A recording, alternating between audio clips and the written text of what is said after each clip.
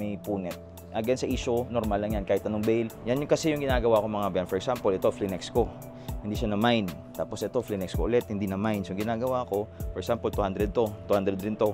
Babadal ko na siya. Polyester mga biyan. Nike, Puma, oh. Ganda, smooth. Nike, ganda, no? Yun, magandang araw mga Benjoy Duran Dos Kims. Welcome back sa channel natin. So, mga biyan, update ko lang kayo regarding sa knit shorts na nabuksan natin nung last. Diba, nasabi ko dun sa vlog natin na nagpa-reserve pa tayo. So, nakakuha tayo ng isa pang bail.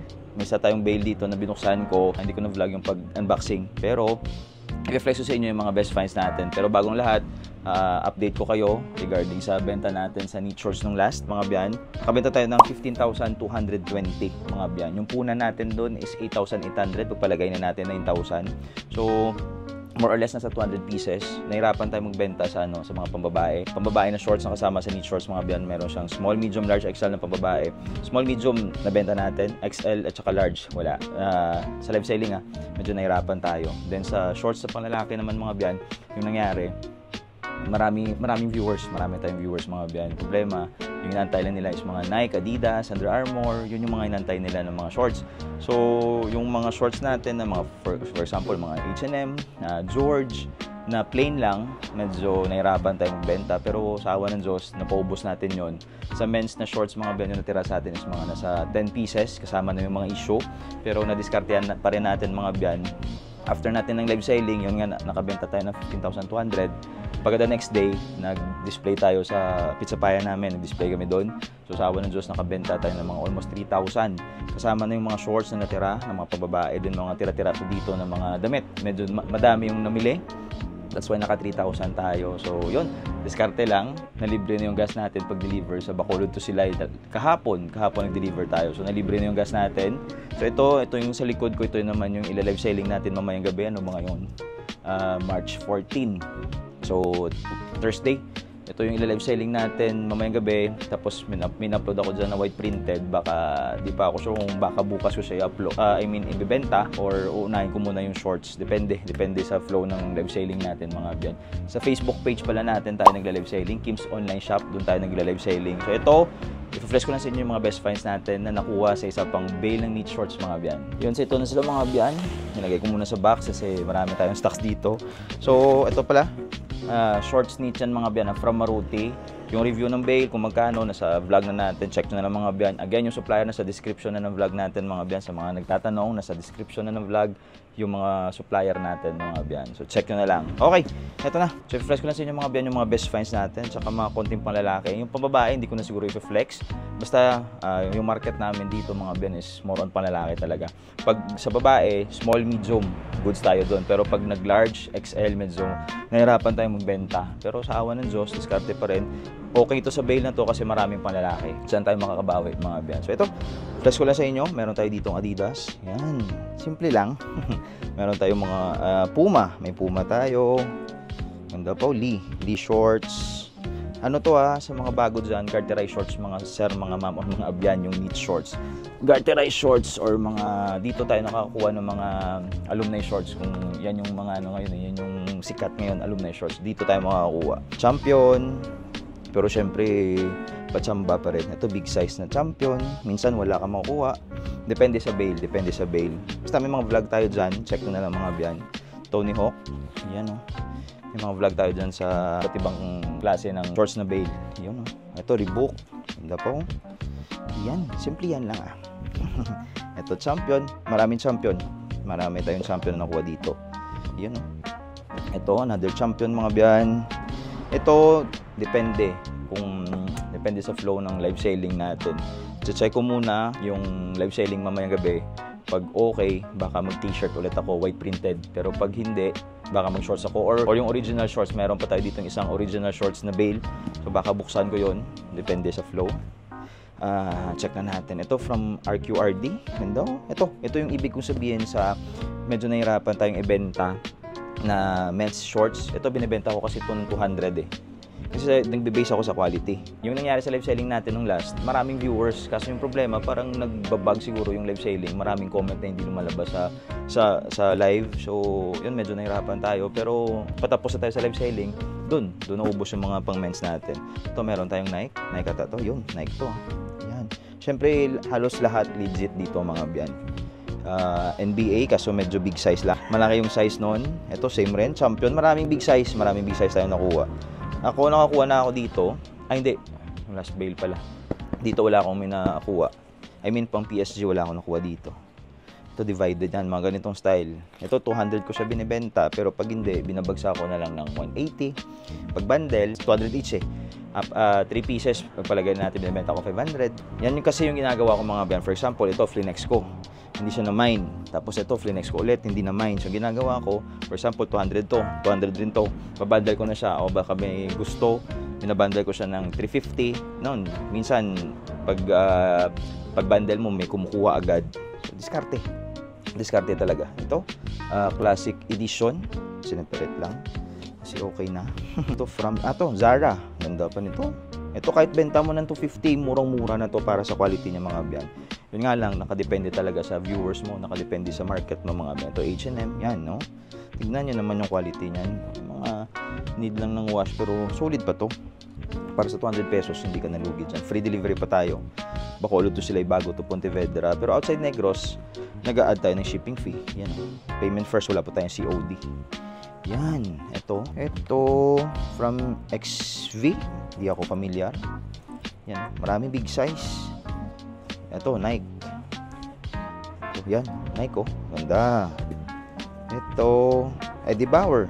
Ang Eddie Bauer ko pang pang 36, 38 siguro. Ito pala, hint na lang mga biyan hint na lang. Kasi minsan mga biyan, may mga viewers tayo na naghahanap sa live selling. For example, nagbebenta tayo ng shorts, naghahanap sila ng mga sasabihan nila, magko-comment sila, sir, baka meron ka dyang small, medium, or large, or pagpalagay natin, meron ka dyang large, sir. So, syempre, ikaw, hanap ka ng large, babundle mo sa kanila. Ang ending, yung large na ibig sabihin na sa large, yung hinahanap nila, yung waistline nila, 26. Imagine, large yung hinahanap mo, pero waistline mo 26. So, marami minsan na naku-curious, naku-confuse. Naku-confuse sa sizing mga biyan. Basta, idea lang, pag sa men's, pag sinabi mong small, pasok yan 28 to 32. Pero stretchable dito sa stretchable na shorts mga biyan, sa stretchable na shorts or garterized shorts. Pag sinabing small, 28 to 32 pasok yan. Pag medium, 30 to 34. Minsan hanggang 36 kaya pa yan kasi stretchable siya. Pag large, 34. Kaya yan 32 sa large kasi stretchable nga. May mga tali. So pasok yan 32 hanggang 36, 38 minsan. Pag XL, yun na 34, 36, 38, 40. So minsan nakadepende rin sa brands. So, minsan nagkakaano tayo sa women's or sa ladies talaga. Kasi marami naghahanap, sir, hanapan mo ako ng large. Pag flex mo ng large, takte, yung size pala nila 26 yung waistline.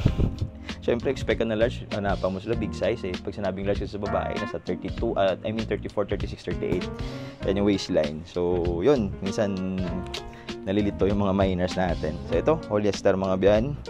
Hint lang. Champion. Ganda. Mga Puma, malalaki. Sayang, ganda ng Puma. Ito yung inahunt ko ngayon, Puma, kaso big size eh. Ito, Nike, ganda. Nike ata to. Ayun, Puma oh. Ganda, small ba to? Mukhang maliit to Mukhang small to Puma. Meron tayong Nike again. Ito, Brooklyn. Nike. Ganda no? Puma. Medyo marami-rami yung nakuha nating branded dito compare sa last. Pero nakadepende talaga yan sa market mo. Yan, ito yung mga tigo 100 pesos na natin. Binabundle natin ng dalawa 150. Ito Adidas pa. Kaso issue, meron dyan. May punit. Again sa issue, normal lang yan. Kahit anong bail, may mga issue talaga yung nakasama mga bin. Kahit sabihin pa natin ng pure branded dyan, mahal yan. May mga issue kasama yan. Unless na lang siguro kung selected na box. For example, makakilala ka dun sa abroad, dun galing, yun, for sure, syempre na-select na mabuti. Pero dito sa mga bail, normal lang yung may mga issue. Punit, dumi, Russell Athletics, ganda pa Russell Athletics. Ito, benta lang natin ng 100. Pag maraming panlalaki, makabawi talaga tayo mga ben. Pero pag sinabi mong, for example, 200 pieces, yung 100 pieces doon, more on pambabae, minsan mahirap mabawi. Unless na lang kung mapaubos mo. Yun pala, yung pinaka-discarte doon mga biyan, dapat mapaubos mo siya para makita mo talaga yung kita mo mga biyan. Kasi minsan, maraming pang lalaki, pero hindi mo naman maibenta yung mga pambabae. So sa pambabae, minsan nandun pa yung kita mo, yung tubo mo mga biyan. So sayang kung hindi mo siya mapapaubos. Forever 21. That's why yung ginagawa ko, nakaset na ako ng presyo, na pinakalawes na presyo ko sa shorts sa babae. Once na mabenta ko siya, safe na ako sa panlalaki.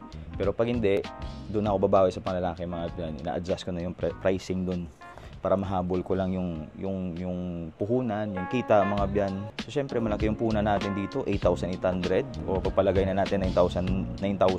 I-deliver tayo, may renta tayo dito, may gas tayo para sa delivery. So kailangan natin kung tumubo ng okay. That's why naghahanap tayo ng magandang bale na available sa market kahit mahal, mga biyan. Para kahit paano hindi tayo malugi. Imagine mo lang kung kumita lang tayo ng 2,000 sa isang bale, lugi tayo doon. Pero kami ginagawa namin mga biyan, 2 live selling. First day live selling, second day live selling, third day delivery, fourth day delivery. Kasi north-south yung delivery natin, mga biyan. So 2 bale yung binubuksan namin, 2 bale yung binebenta natin para makasave tayo sa gas, mga biyan. Kasi pag isa lang, minsan lugi ka. George, minsan makakatubo ka na ng 5,000, gas mo pa, kain mo pa, effort mo pa, minsan lugi ka. Dapat 2 bale. Ito George, pero sa awa ng Diyos, yun nga, sabi ko mga biyan, yung live selling na natin, umaabot na ng 2 to 3 hours. Yan lang yung, dyan lang umaabot yung live selling natin. Medyo medyo may diskarte na tayo. Noon sa t-shirt, umabot ako ng 4 hours kasi marami. Iniisa-isa ko talaga. So yun nga, sa tagal natin nagla-live selling, almost 4 years na. Sobra na. Magpa 5 years na tayo na nagla-live selling, mga biyan, before pandemic. So yun nga, ginagawa na natin sa mga t-shirt, binabundle na natin yan, nakaseparate na yung for bundle para pag live selling, mabilis na lang.